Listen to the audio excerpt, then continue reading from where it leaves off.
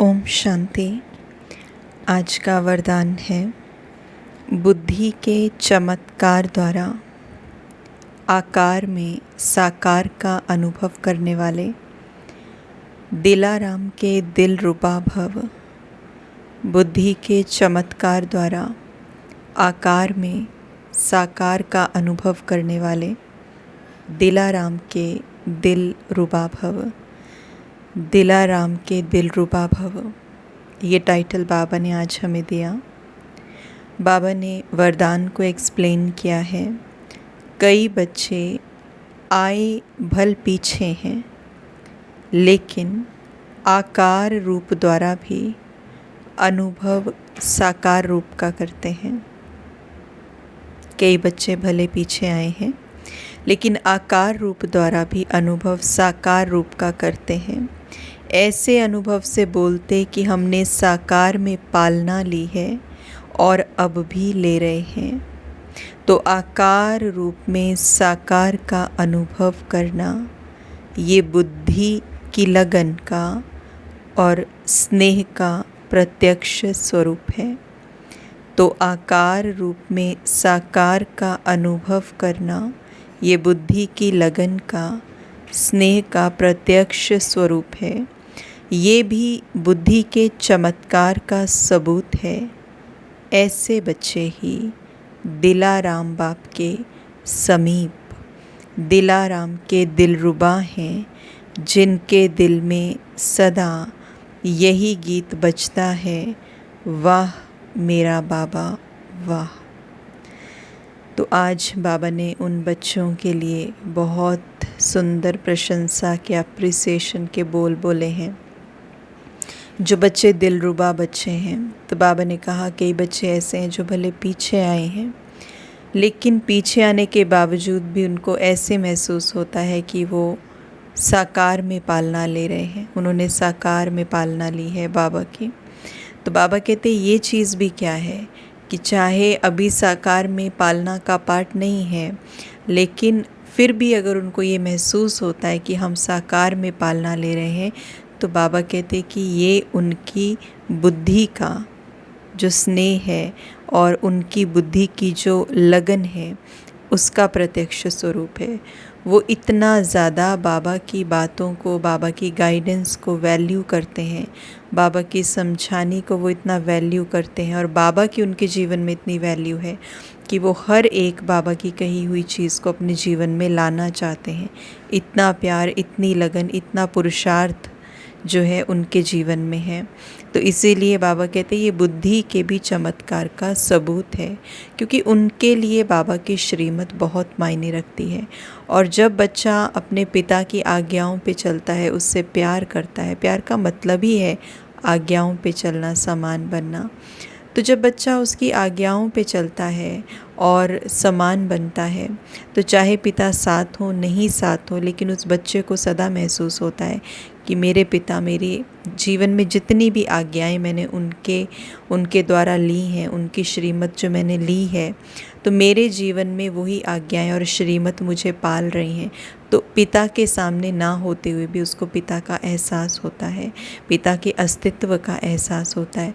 तो उसी तरह से ये बुद्धि का चमत्कार है कि जो बच्चे बाबा की वैल्यू करते हैं, जो बच्चे मुरली की वैल्यू करते हैं, जो बच्चे बाबा की डायरेक्शंस, श्रीमत, गाइडेंस, सजेशंस की वैल्यू करते हैं, वो बच्चे जब उस सारी चीज़ों को अपने जीवन में लाते हैं, प्रत्यक्ष में लाते हैं, अपने पुरुषार्थ का एक हिस्सा बनाते हैं, तो उन बच्चों को सदा महसूस होता है कि बाबा मेरे साथ है।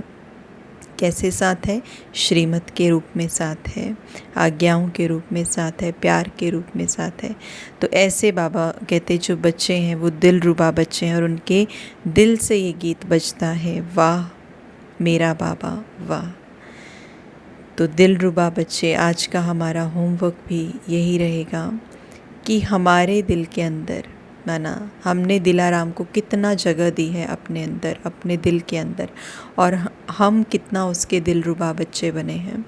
तो इसीलिए जैसे बाबा ने कल भी कहा था, आपकी बुद्धि में सिर्फ क्षमा रहनी चाहिए, माना उसकी आज्ञाएं रहनी चाहिए। तो आज भी पूरा दिन, थ्रू आउट द डे, हम यही एक्सपीरियंस करेंगे कि हम उसके दिलरुबा बन कर रहें और वो हमारे दिल में दिलाराम बन कर के रहे।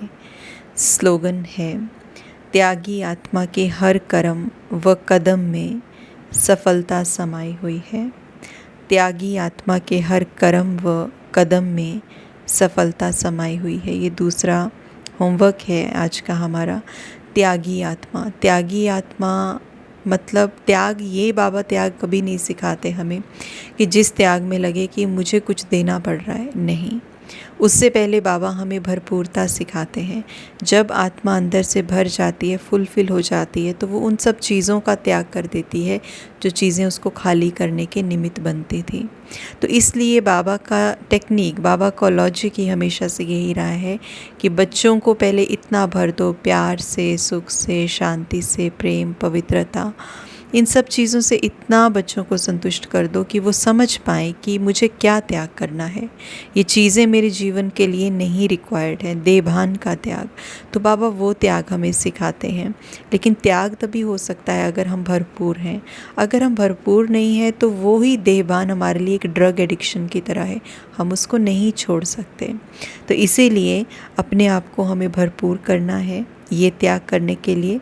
और बाबा ने कहा, त्यागी आत्मा के हर कर्म व कदम में सफलता समाई हुई है।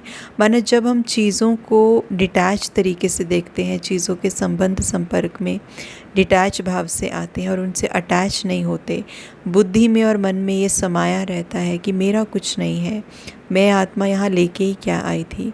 तो जब मेरा कुछ है ही नहीं तो मैं यहाँ पे ही सब कुछ छोड़ के जा रही हूँ, सब कुछ छोड़ के जाऊँगी। तो इसीलिए there should be no attachment.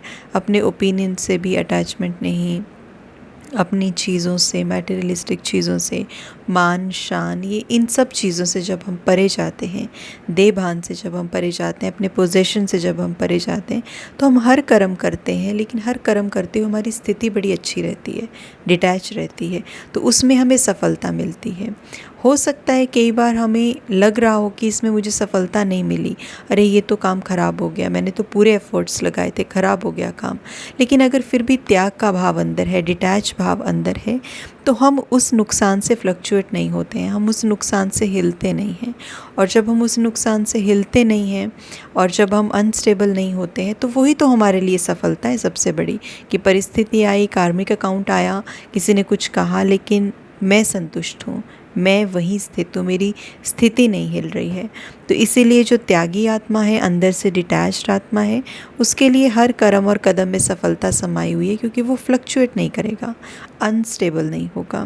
तो ये आज का हमारा दूसरा होमवर्क कि हमें समझना है कि त्याग एक्चुअली है क्या।